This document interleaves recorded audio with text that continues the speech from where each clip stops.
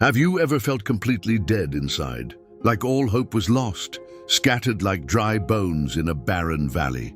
That's exactly where our story begins, in one of the most dramatic scenes in the Bible.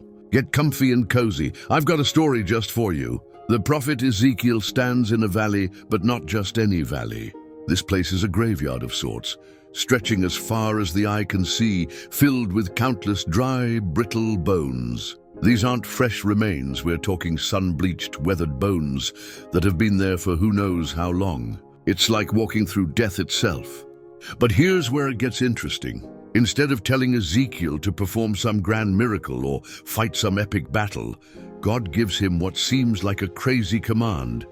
Speak to these bones. Not pick them up, not try to piece them together, just talk to them. Now imagine being Ezekiel for a moment.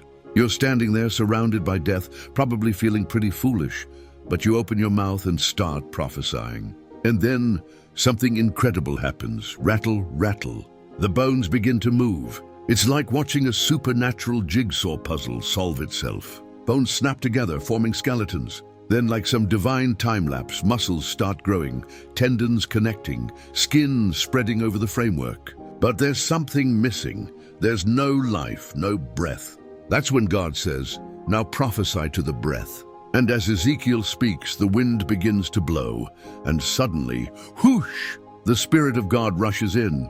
These lifeless forms suddenly inhale, their eyes open, and they stand up an army of the living where there was nothing but death. But here's the real kicker. This wasn't just some ancient special effects show. God reveals that these bones represent his people, who had lost all hope, saying, "Our bones are dried up, our hope is gone." Sound familiar? Maybe you felt that way too.